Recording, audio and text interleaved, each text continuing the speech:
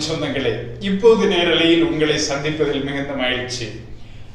செல்லா நோட்டு பிரச்சனை தொடங்கி இன்றைக்கு ஜிஎஸ்டி பிரச்சனை வரைக்கும் பெண் தொழிலாளர்களை எப்படி பாதிக்கிறது என்பதை பற்றி இன்றைக்கு பேச இருக்கிறோம். பெண் தொழிலாளர்கள் சங்கத்தின் தலைவி சுஜாதா மோடி அவர்கள் நம்மோடு இப்போது நேரலையில் இணைகிறார். அம்மா வணக்கம். நீங்க நிறைய பெண் தொழிலாளர்களோட வேலை பண்ணிட்டு இருக்கீங்க.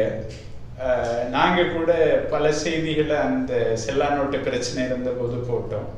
அதில் எவ்வளவுக்கு எவ்வளவு இந்த சித்தாள் வேலைக்கு போகிறோம் இவங்கெல்லாம் பல மாதங்களாக பட்டினி கிடக்க வேண்டிய ஒரு நிலைமை வந்தது. அந்த செல்லா நோட்டு டிமானிட்டைசேஷன் அந்த பிரச்சனை தொடங்கி இன்னைக்கு ஜிஎஸ்டி வரைக்கும் நீங்கள் நிறைய பெண் தொழிலாளர்களை சந்திச்சிட்ருக்கீங்க. அவங்களோட பிரச்சனைகளை தினமும் காது கொடுத்து கேட்டுட்ருக்கீங்க. என்ன மாதிரி அது பாதிச்சிருக்கு? இந்த பொருளாதார நடவடிக்கைகள்னால அவங்களுடைய தனிப்பட்ட குடும்ப பொருளாதாரம், அவங்களுடைய வாழ்வாதாரம், லைவ்லிஹுட் எப்படி பாதிச்சிருக்கு? அதை பற்றி முதல்ல சொல்லுங்க. இப்போ பெண் தொழிலாளர்கள் பற்றி பேசும்போது அவங்க வெவ்வேறு தொழில் செய்வாங்க. சில பேர் கார்மெண்ட் ஃபேக்ட்ரியில கூட வேலை பார்க்குறாங்க. பல கிராமத்துலேருந்து வந்து சிட்டி உள்ள வேலை பார்க்குறாங்க. ஸோ நவம்பர் 8 அந்த அனௌன்ஸ்மெண்ட் மோடி செய்யும்போது டிமானிட்டைசேஷன் அனௌன்ஸ்மெண்ட் செய்யும்போது அது just 2 days before the wage payment day. 10 wages கொடுப்பாங்க. அந்த 8 அவங்க அனௌன்ஸ் பண்ணியிருக்காங்க.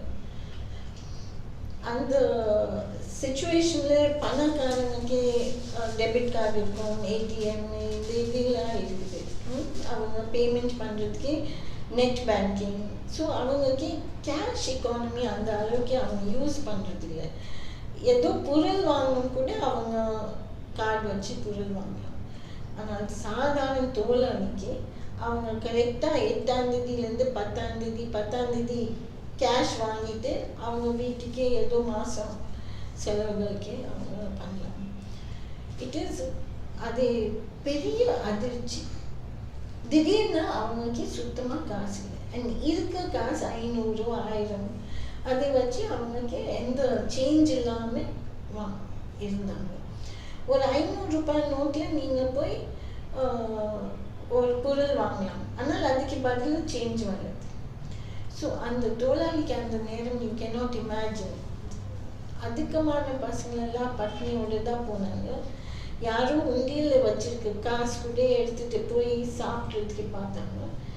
பல நாள் கஷ்டம் பண்ணியிருக்காங்க. இன்னும் பார்த்தா ஐ ஹேட் இஷ்யூ ஆன் December 2 ஒரு சின்ன ஆக்சிடென்ட் நடந்தது. அதிலே ஒரு 10 பேர் அடிபட்டிருக்காங்க. செங்கல்பேட் ஜிஹெச் போய் அவங்களுக்கு அந்த மாதம் கூட சம்பளம் இல்லாமல் இப்படியோ 2000 ரூபாய் தான் கம்பெனிலேருந்து கேஷ் கொடுக்குறாங்க கான்ட்ராக்ட் தொழிலாளிக்கு. அந்த ஃபுல் மந்த் வேஜஸ்க்காக அவங்க போகிறாங்க. ஆனால் சொல்கிறாங்க நீங்கள் 2000 இப்போ வாங்குங்க, அப்புறம் நெக்ஸ்ட் வீக் நீங்கள் இன்னும் 2000 வாங்குங்க. ஸோ அவங்களுடைய சம்பாதிச்ச காசு கூட அவங்க கைக்கு வரல. இதில் உடம்பு சரியில்லாத ஹாஸ்பிட்டல் இருக்காங்க, ஆக்சிடென்ட் ஆகிடுச்சு, குழந்தைகள் இருக்காங்க, பேண்டேஜில் இருக்காங்க, போய் கம்பெனியில் அலைகிறாங்க. இதெல்லாம் பார்க்கும்போது ரொம்ப வேதனையாக இருந்தது. இன்னும் நான் பார்க்குறேன், இப்போ ஜிஎஸ்டி வந்து உடனே என்ன நடந்திருக்குன்னு சொன்னால் இந்த சின்ன சின்ன கடைகள் அவங்களுக்கு விற்பனை குறைஞ்சிச்சு. ஏன்னு சொன்னால் இப்போது அவங்க போய் பெரிய கடையிலேருந்து பொருள் வாங்குறாங்க. இதுக்கே ஒரு 28% டேக்ஸ் கொடுக்கணும். இப்போ நம்ம இந்த பெட்டி கடை எல்லாமே இருக்கிறாங்க. They have to by from wholesale. இப்போ எல்லாமே டேக்ஸில் போகும்போது அவங்க 100 ரூபாய்க்கே ஒரு பொருள் வாங்குறாங்கன்னா அவங்க ஆக்சுவலாக 100 ரூபாய்க்கே வாங்க முடியாது, 80 ரூபாய்க்கு தான் வாங்கணும். ஸோ அவங்களுடைய ஒர்க்கிங் கேபிட்டல் ரிக்குவயர்மெண்ட் ரொம்ப அதிகமாக போயிடுச்சு. ஒரு கான்ட்ராக்ட் சின்ன கான்ட்ராக்டர் இருக்காங்க, ஒரு 2 lakhs 3 lakhs கூட அவங்க அட்வான்ஸ் வாங்கிட்டு வேலை செஞ்சு அவங்க முடிச்சிடுவாங்க. இப்போ முன்னாடியே அவங்க அந்த தொழிலாளி கான்ட்ராக்ட் வச்சு அவங்க ஒர்க்ஸ் கான்ட்ராக்ட்க்கு 18% அவங்க கட்டணும். ஸோ இந்த மாதிரி ஐ திங்க் இருக்கு. அவங்க சம்பாதிக்கிறதுக்கே எங்கே போவாங்கன்னு நான் நினைக்கிறேன். இதுதான் ஒரு பெரிய விஷயம். முக்கியமா இப்போ பெண்களுடைய பங்கேற்பு பற்றி வரும்போது இந்திய பொருளாதாரத்துல தான் உலக அளவிலேயே இப்போ எக்கனாமிக் பார்ட்டிசிபேஷன் ஆஃப் விமன் ரொம்ப குறைஞ்சிட்டே இருக்கு. அதாவது போன டிகேடுக்கும் இந்த டிகேடுக்கும் ஒப்பிட்டாலே ஒரு 4% குறைஞ்சிருக்கு. அதுக்கு பல காரணங்கள் சொல்றாங்க. அது ஒர்க் பிளேஸில் அவங்களுக்கு ஃபேவரபுளாக இல்லை, work place is not responsive to women's needs அப்படிங்கிற நிறைய ரிப்போர்ட்ஸ் நீங்களே படிச்சிருப்பீங்க நீங்கள் அந்த துறையில் இருக்கிறதுனால. ஸோ இந்த விஷயங்களை எப்படி பெட்டர் பண்ணலாம்? ஈக்குவல் பே அப்படிங்கிற ஒரு பிரச்சனை இருக்குது. ஈக்குவல் பே அப்படிங்கிறது பெரும்பாலும் இல்லை. சித்தாள் வேலையில் நீங்கள் பார்த்தீங்கன்னாலே 100 ரூபா, 150 ரூபா, 200 ரூபாயெல்லாம் வித்தியாசம் இருக்குது ஆண் தொழிலாளிக்கும் பெண் தொழிலாளிக்கும் இடையில. இந்த விஷயங்களை இன்னும் எப்படி பெட்டராக பண்ணலாம்?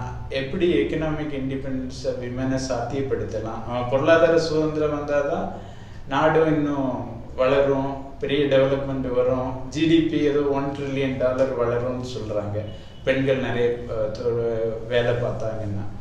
நீங்கள் இதை பற்றி என்ன நினைக்கிறீங்க? ஃபர்ஸ்ட்டு நம்ம இந்த கடந்த 10 ஒரு டெக்கேடு 2 டெக்கேடுன்னு பார்க்கும்போது பெண்களுடைய தொழில் ரீதியாக எக்கானமியில் ஈடுபாடு குறைஞ்சிட்டு இருக்குன்னு நீங்கள் சொல்கிற மாதிரி. ஃபர்ஸ்ட்டு அது ஒரு அக்ரிகல்ச்சர் ரொம்ப குறைஞ்சிருக்குது. It is not economical anymore. And அவங்க அக்ரிகல்ச்சர் லேபரர்ஸ் எல்லாமே இப்போ வெளியில் வந்து ஆரம்பிச்சிருக்காங்க. ஸோ அவங்க வேறு சிட்டிஸில் வந்து ரொம்ப குறைவான கூலியில் ஒரு சின்ன சின்ன வேலை, ஏதோ ஒரு கடையில் போய் வேலை பார்க்குறாங்க. இல்லை நியூ ஜென்ரேஷன் எல்லாம் கார்மெண்ட் ஃபேக்ட்ரியில் போகிறாங்க. வேறு இந்த ஷாப்ஸில் போய் சரவணா ஸ்டோர்ஸ், போத்தீஸ் இந்த மாதிரி கடைகளில் போய் வேலை பார்க்குறாங்க. ஸோ கிராம பசங்க இனிமேல் அக்ரிகல்ச்சரில் அவங்க பங்கேற்பு இருக்கும்னு சொல்லி நம்ம பார்க்கவே முடியல. அண்ட் இன்னும் இந்த பக்கம் போக சொன்னால் இவங்க இங்கேயே அவங்களுக்கு லாங் ஹவர்ஸாக ஒர்க் பண்ணுறாங்க. ஒரு சின்ன எல்லாமே யங் விமன் தான் கேட்டுகிட்டே இருக்காங்க. ஃபேக்ட்ரிஸில், ஷாப்ஸ் அண்ட் எஸ்டாப்ளிஷ்மெண்ட்ஸில் அவங்க எல்லாத்துக்கும் யங் விமன் தான் வேணும். ஸோ யங் விமனுடைய நேரம் கொஞ்சம் ஃப்ரீயாக இருக்கும், அவங்க ஸ்ட்ரென்த் இருக்கும், அவங்க கெப்பாசிட்டி இருக்குது, அவங்க கொஞ்சம் டயர்ட்னஸ் இல்லாமல் வேலை பார்ப்பாங்க, அவங்க சோஷியல் ரெஸ்பான்சிபிலிட்டிஸ் இல்லை. ஸோ இந்த மாதிரி இருக்கும்போது எம்ப்ளாயர்ஸ் கூட இவங்க தான் விரும்புகிறாங்க. ஸோ ஓல்டர் விமனுடைய வேலைக்கு ஒரு மதிப்பு கிடையாது. அண்ட் ஓல்டர் விமன் என்ன பண்ணுறாங்க, வீட்டு வேலைக்காக போகிறாங்க. அதிகமான according to the census and according to labour department இன்னைக்கு ஒரு 35-40 கோடி பெண்கள் இவங்க வீட்டு வேலைக்கு தான் போகிறாங்க இந்தியா முழுசு. ஸோ இந்த வேலை தான் அதிகமான வளருதுன்னு சொல்கிறாங்க. ஸோ இப்போ லாஸ்ட் வீக்காக நான் ஒரு நேஷ்னல் மீட்டிங்கில் இருந்தேன். National meeting organise by labour ministry to discuss the policy on domestic workers. அந்த பாலிசியில் பெண்கள் எப்படி நம்ம இன்னும் பலமாக பண்ணலாம், how to give them skills, how to give them better training, how to certify their jobs, how to increase their wages and capacities அப்படிலாம் பேசும்போது கவர்மெண்ட் கிட்ட நிறைய பாலிசி ரொம்ப அருமையான பாலிசி, பட் அது ஒரு டூத்லெஸ் பாலிசி. அதில் ஒரு பலம் இல்லை. ஏன்னு சொன்னால் அது சட்டமாக்குறதுக்கு அவங்க தயார் இல்லை. ஸோ அந்த பேப்பரில் பார்க்கும்போது சரி மினிமம் வேஜஸ் கொடுக்குறாங்க, 8 மணி நேரம் இருக்குது, அவங்க லீவ் இருக்குது, இது எல்லாம் இருக்குதுன்னு சொல்லி, பட் கடைசியில் பார்த்தா அது இப்படி அமல் பண்ணுவாங்க. அதுக்கே ஒரு உயிர் இல்லாத பாலிசி. இன்னும் போனால் முக்கால்வாசி இன்னைக்கு லேபர் டிபார்ட்மெண்ட்டுடைய ஃபண்ட் ஸ்கில் டெவலப்மெண்ட்டில் போகுது. ஸோ ஒரு national skill domestic worker skill centre இருக்குது. அவங்க மூலமாக இவங்களுக்கு ட்ரெயின் பண்ணுறாங்க. ட்ரெயின் இப்படி பண்ணுறாங்கன்னா அவங்க சில ஏரியாஸ் வச்சுருக்காங்க, சத்தீஸ்கர், ஜார்க்கண்ட். ஸோ அவங்க அது கேட்ச்மெண்ட் ஏரியாஸ் வச்சுட்டு அவங்க அங்கேயே ட்ரெயின் பண்ணிவிட்டு அங்கேருந்து அவங்க வெவ்வேறு இடம் வீட்டு வேலைக்காக அனுப்புகிறாங்க. ஸோ என்னுடைய கேள்வி என்னன்னு சொன்னால், நீங்கள் ஏன் இந்த பெண்களுக்கே கொஞ்சம் இன்னும் ஹையர் வேல்யூ எம்ப்ளாய்மெண்ட்காக நீங்கள் ட்ரெயினிங் பண்ண முடியாது? ஏன் வெறும் வீட்டு வேலைக்காக நீங்கள் ட்ரெயின் பண்ணுறீங்க?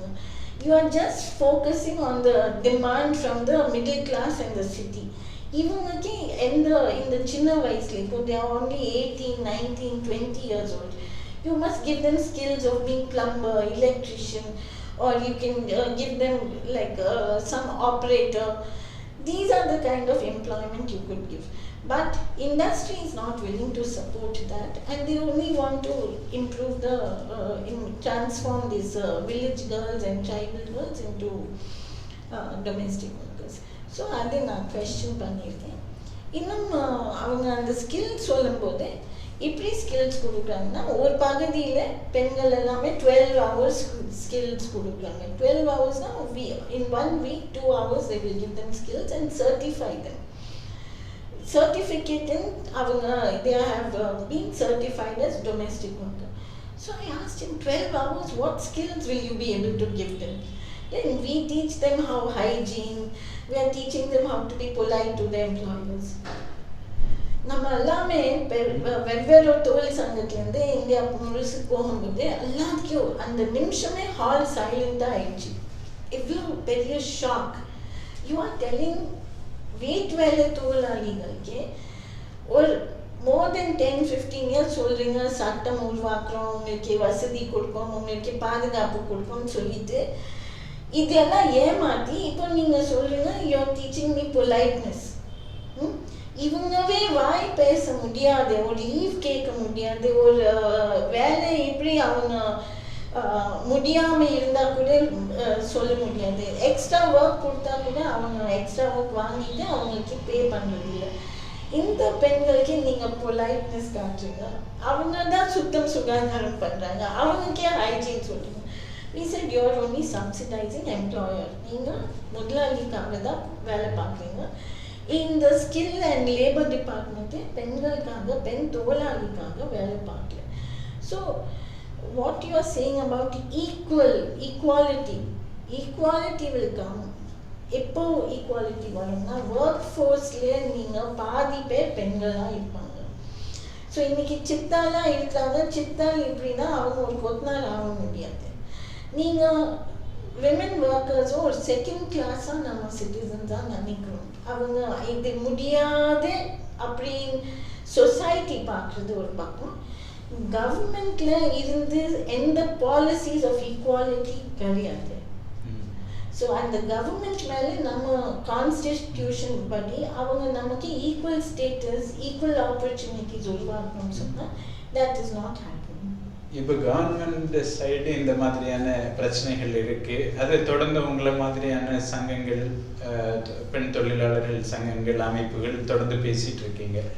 அதே சமயம் சமுதாயத்திலையும் அந்த பங்கேற்பு அப்படிங்கிற விஷயத்துக்கு முன் வராமல் பல விஷயங்கள் தடையாக இருக்குது. அவங்களுக்கு பெண்கள்னா ஓரளவுக்கு மேலே படிக்கக்கூடாது அப்படின்னு சில சமுதாயங்கள்லாம் அந்த மாதிரியான பிரச்சனைகள் இருக்குது. அப்புறம் படித்தாலுமே கல்யாணத்துக்கு பிறகு வேலைக்கு போகக்கூடாது. ஸோ அந்த பின்னால் இழுக்கிறது ஒரு பக்கம் அரசாங்கம் அந்த சூழலை உருவாக்கி தரல, சரியான ஈக்கோ சிஸ்டத்தை கொடுக்கல அப்படிங்கிற பிரச்சனை இருக்குது, சரியான தொழிலாளர் சட்டங்களை கொடுக்கலைங்கிற பிரச்சனை இருக்குது. இன்னொரு பக்கம் அந்த சமுதாயத்துடைய அணுகுமுறையும் ஒரு ஆட்டிடியூடினல் இஷ்யூ இருக்குது, ஒரு மைண்ட் செட் பிரச்சனை ஒன்று இருக்குது. ஸோ அந்த விஷயங்களை நீங்கள் ஒரு சங்கமாக, ஒரு பெண் தொழிலாளர் சங்கமாக எப்படி நீங்கள் அதை ஃபேஸ் பண்ணுறீங்க? சப்போஸ் ஒரு பெண் தொழிலாளருக்கு டொமஸ்டிக் வயலன்ஸ் இருந்தால் அதை நீங்கள் அவங்களுக்கு லீகலாக எதுவும் சப்போர்ட் பண்ணுறீங்களா? அவங்கள தைரியமாக நீங்கள் சுதந்திரமாக ஒரு பொருளாதார சுதந்திரம், எக்கனாமிக் இண்டிபெண்டன்ஸ் உங்களுக்கு வரணுன்னா நீங்கள் பண்ணுற ஒர்க்கை கண்டினியூ பண்ணுங்கன்னு அதுக்கு ஏதாவது கவுன்சிலிங், வேறு என்ன மாதிரி ஆதரவு நீங்கள் கொடுக்குறீங்க ஆஸ் அன் ஆர்கனைசேஷன், அதை பற்றி? இப்போ முக்கியமான பெண்கள் வெளியில் போய் வேலைக்கு போய் ஆசை பண்ணலாம். சில பகுதியில் சில குடும்பத்தில் சில சமுதாயம் அவங்க அதிகமான பெண்கள் வெளியில் வேலைக்கு அனுப்புறதில்லை. படித்தா கூட அவங்க சீக்கிரமாக கல்யாணம் பண்ணிடுறாங்க. ஐ மெட் ஈவன் டென்டிஸ்ட், ஒரு டென்டிஸ்டே படிச்சுட்டு அவங்க கல்யாணம் பண்ணி இனிமேல் வேலைக்கவே போகல. ஈவன் அவங்க ஹஸ்பண்டுடைய பெட்டர் குவாலிஃபைடு இருந்தால் கூட அவங்க வெளியில் அனுப்புறதில்லை. அந்த மாதிரி சூழ்நிலை நான் பார்த்துருக்கேன். பட் முதல்ல ஒரு பெண்மணிக்கு வெளியில் போகிறதுக்கே ஒரு ஸ்டிக்மா எடுத்துடும். அது ஒரு ஸ்டிக்மானா அது ஒரு தப்பான கண்ணோட்டம் இருக்குது. பாவம் அவங்க வெளியில் போய் வேலை பார்க்குறாங்க. இது நம்ம தமிழ்நாடு மட்டும் இல்லை, இந்தியா முழுசு நம்ம சமுதாயம் ஒரு தப்பான அபிப்பிராயம், நீங்கள் சொல்கிற மாதிரி ஆட்டிடியூட் ப்ராப்ளம் இருக்குது. அது சேஞ்ச் பண்ணுறதுக்கே முதல் நிறைய லீடர்ஸ் நான் பார்த்துருக்கேன். விமென் ஈக்குவல் ஸ்டேட்டஸ் வாங்கியிருக்காங்க.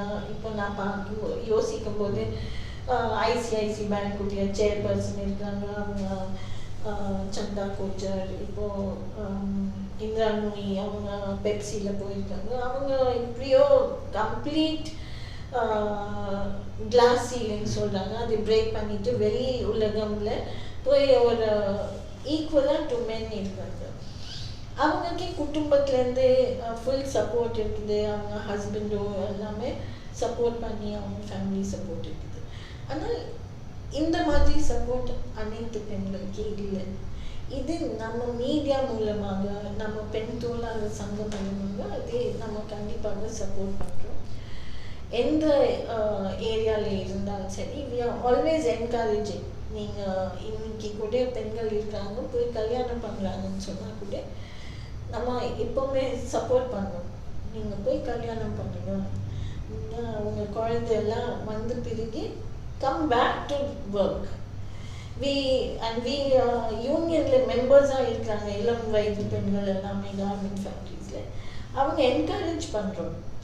இனிமேல் நீங்கள் திரும்பி வரும்போது இன்னும் பலமாக தான் நீங்கள் வரணும். எவ்வளோ ஒரு 5, 6, 7 வருஷமாக வேலை பார்த்துட்டு பிறகு கண்டிப்பாக ஒரு பெண்ணுக்கு வாழ்க்கையில் ஃபேமிலியே வேணும், வேலையவே வேணும். இது இட்ஸ் நாட் ஐதர் ஒரு சிச்சுவேஷன், ரெண்டு வேணும். அவங்க ஃபேமிலி லைஃப்லேயே அவங்க சந்தோஷம் தேடுறாங்க, ஒர்க்லேயே பீஸ் தேடுறாங்க. அண்ட் இன்னைக்கு எக்கனாமிக் சிச்சுவேஷன், பொருளாதாரம் பார்க்கும்போது ஒரு ஃபேமிலியே 2 பேர் இப்படியோ சம்பாதிச்சு ஆகணும். ஒருத்தருடைய சம்பளத்திலே குடும்பம் நடத்த முடியாது. ஸோ நம்ம அந்த அளவுக்கு கவுன்சிலிங் கொடுக்குறோம். ரெண்டாவது சேஃப்டி. அவங்களுக்கே ஒரு டெமோக்ராட்டிக்காக அவங்க சூப்பர்வைசர்ஸ் மேனேஜர்ஸ்க்கு இப்படி பேசணும், இப்படி டீல் பண்ணணும், negotiation skills, capacity to explain, பயம் இல்லாமல் இப்படி நம்ம உரிமையும் நம்ம நிதானமாக பேசலாம். அதுக்காக நம்ம தினம்தோறும் சண்டை போட முடியாது. பட் ஒரு கமிட்டி மூலமாக பேசுறது. I'm part of some sexual harassment committee as a representative. So அந்த டைமில் கூட எனக்கு பிரச்சனை வரும்போது I have found encourage them. Okay, இதே ஒரு சம்பவம் நடந்தது, நெக்ஸ்ட் இது மாதிரி நடக்காது, நீங்கள் இன்னும் கொஞ்சம் தெளிவாக இருப்பீங்க. ஸோ இனிமேல் நீங்கள் தைரியமாக வேலை பார்க்கணும். So I think whole society, employers, government, even our labour department, media, அனைத்து அமைப்பு மூலமாக we have to encourage them. இப்போ உங்களுடைய அமைப்பு மூலமாக, பெண் தொழிலாளர் சங்கம் மூலமாக ஏற்கனவே கார்மெண்ட் ஒர்க்கர்ஸ் மத்தியில், இந்த ஆயத்தாடை தயாரிப்பு தொழிலில் இருக்கக்கூடிய பெண்கள் மத்தியில் நிறைய வேலை பண்ணிட்டு இருக்கீங்க. அவங்கள ஒருங்கிணைச்சிருக்கீங்க. நிறைய அவங்களுக்கு சமமான சம்பளம் கிடைக்கிறதுக்கு நிறைய போராட்டங்கள், நிறைய இன்டர்வென்ஷன்ஸ் பண்ணியிருக்கீங்க. அந்த பயணத்தை பற்றி சொல்லி, அது எப்படி நீங்கள் அதை சக்ஸஸ்ஃபுல்லாக அந்த விஷயத்தை லாபி பண்ண முடிஞ்சது, அதில் எப்படி வெற்றி கிடைச்சது, அதை பற்றி கொஞ்சம் சொல்லுங்களேன். இப்போது 2009 நம்ம முதலாக கார்மெண்ட் தொழிலாளி மத்தியில் வேலை பார்க்கும்போது அவங்களுடைய முதல் டிமாண்ட் என்ன, சிம்பிள் டிமாண்ட், பெண்கள் வந்து சொன்னாங்க, நமக்கு லீவ் தான் வேணும். லீவ்னா ஒரு பெண்மணிக்கு ரொம்ப முக்கியமான விஷயம். அவங்க நிரந்தரமாக 25 நாளைக்குள்ளே ஒரு மாதத்துக்கு வேலை பார்த்தா ஒரு நாள் கண்டிப்பாக குடும்பத்திலே பிரச்சனை இருக்கும், குழந்தைகள் உடம்பு சரியில்லை, இல்லை ஸ்கூல் ஃபீஸ் வாங்கணும், ரேஷன் இருக்கு, இந்த மாதிரி பிரச்சனைகளுக்கு கம்பெனியில் லீவ் கேட்குறதுக்கே நம்ம ஒரு முயற்சி பண்ணி எனக்கே கூட அந்த நேரம் லீவ் தான் ரொம்ப பெரிய விஷயமே நான் நினைக்கிறேன். எனக்கு தொழிலாளி கூட சந்திக்கும் போது தான் இது ரொம்ப முக்கியமான விஷயம். ஸோ எம்ப்ளாயர் சைட்லேருந்து பார்க்கும்போது அவங்களுக்கு இது பெரிய டிஃபிகல்ட்டி ஆப்சென்டிசம். ஸோ ரெண்டும் சேர்த்து பார்க்கும்போது we try to create மாதத்தில் எத்தனை லீவ் இருக்கணும். ஸோ வீட்டு வேலை தொழிலாளி இருக்காங்க சரி, கார்மெண்ட்ஸில் இருக்காங்க சரி, we encourage them to be able to take leave effectively and correctly. அது மட்டும் இல்லை, அது பிறகு அவங்க வேஜஸ்க்காக பல்வேறு விதமான போராட்டம் செஞ்சோம். மனித சங்கிலி, ஆர்ப்பாட்டம், கொஞ்சம் அரெஸ்ட் ஆயிருக்கோம், போஸ்ட் கார்டு கேம்பெயின், இந்த மாதிரி செஞ்ச பிறகு government agree to form advisory committee. அப்போ கூட அந்த அட்வைசரி கமிட்டியில் பல தடைகள் இருந்தது. ஏன்னா முதலாளிகள் எல்லாமே ஸ்டே ஆர்டர் போட்டு கேஸ் வாங்கினாங்க. ஸோ ஸ்டே ஆர்டர் எடுத்துட்டு திரும்பி புது சம்பளம் அவங்க அறிவிச்சாங்க டிசம்பர் 2014. உடனே 540 முதலாளிகள் போய் ஸ்டே வாங்கிட்டு இந்த கேஸ் 1.5 வருஷம் நடந்துட்டு we got a order, positive order in July 2016. அந்த ஆர்டர் படி அவங்களுக்கு புது சம்பளம் சொல்லும்போது we had argued through our pamphlets and our booklets they must get wages which is not low, because நம்ம மினிமம் வேஜ் ஆக்ட் படிக்கும்போது பார்க்கும்போது நீங்கள் சொல்கிற மாதிரி சித்தாளுக்கு கம்மியான கூலி கம்பேர்ட் டு பெரியர். ஸோ we said ஒரு ஆப்ரேட்டர் ஒரு டெய்லர் அவங்களுக்கு சமமாக எல்லா ஆப்ரேட்டர்ஸ்க்கு சமமாக வரணும். அண்ட் அந்த ஆப்ரேட்டருடைய சம்பளம்னா according to the value of one worker equal to even automobile worker. ஏன்னா ஒரு ஆட்டோமொபைல் ஒர்க்கர் மேன் ஆகிருக்காங்க, ஸோ அவங்களுக்கு அந்த மினிமம் வேஜஸ் மூலமாக ஃபேமிலி ரன் பண்ண முடியும். அதே போல் ஒரு டெய்லர் இருந்தால் கூட அது skilled worker. So we had argued in that fashion. So for the first time in the last 30 years we got a new minimum wage. Today, earlier what they were getting is 4,500 or something like that. Now from this 2016 onwards they're getting about 8,000 plus minimum wage, plus they will get other benefits. There is other things that they can get as bonus. They are getting ESI and PF facility. So அதெல்லாம் கலந்து பார்க்கும்போது அவங்களுக்கு ஒரு at least ஒரு I won't say ரொம்ப நல்ல வேஜ்னு நான் சொல்ல முடியாது. ஏன்னா கிட்டத்தட்ட நம்ம 7வது பே கமிஷனில் we are expecting at least a minimum wage of 18,000 rupees. So I won't say this is a great wage, but this is a big change from the past. It is almost 50 to 60% improvement over the past. So I think this is a very big victory. ஆனால் இது பயன் பண்ணுறதுக்கே பெண் தொழிலாளிகளுக்கு அவங்க உரிமை தெரிஞ்சதுக்கே ஒரு கட்டாயம் இருக்குது. பேஸ்லிப் படிக்கிறது, அதில் எவ்வளோ நாள் லீவு, என்ன சம்பளம், பிஎஃப், இஎஸ்ஐ, அவங்க ஏன் டிரான்ஸ்போர்ட் வாங்குறாங்க. So employers went to court again and got stay in Supreme Court.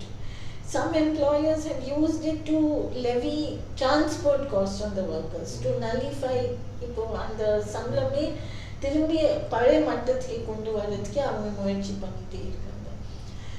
But what we succeeded in is நம்ம ஆர்கனைஸ் பண்ணுற ஃபேக்ட்ரிஸில் நிறைய இடத்துல அவங்க அரியர்ஸ் கொடுத்துருக்காங்க. அந்த ஒரு 18 மாதம் கவர்மெண்ட்டுடைய நோட்டிஃபிகேஷன்லேருந்து ஹைகோர்ட்டுடைய ஸ்டே ஆர்டர் எடுக்கும்போது almost so workers are getting something between 25,000 to 35,000 rupees arrears. So அதே நான் ரொம்ப பெருமை பண்ணுறேன். ஏன்னா இது எல்லாமே கார்மெண்ட் அண்ட் ஃபேஷன் ஒர்க்கர்ஸ் யூனியனுடைய உழைப்பினால் தான் இது வந்தது. All our efforts have got some success. இது பெண்களே அவங்க தெரிஞ்சிருக்கணும். நிச்சயமா நீங்கள் இந்த ஒரு சக்ஸஸ் ஸ்டோரி போதும். கோயிங் ஃபார்வர்ட் இதுக்கு அடுத்த லெவலில் விமனோட ஒர்க்கர்ஸோட யூனிட்டியோட ஒரு இது சக்ஸஸ் ஸ்டோரி நிறைய இன்ஸ்பிரேஷனாக இருக்கும். நீங்கள் இந்த அரங்குக்கு வந்து இவ்வளோ விஷயங்களை பேசி ஒரு இன்ஸ்பிரேஷனாக இருந்ததுக்காக நன்றி.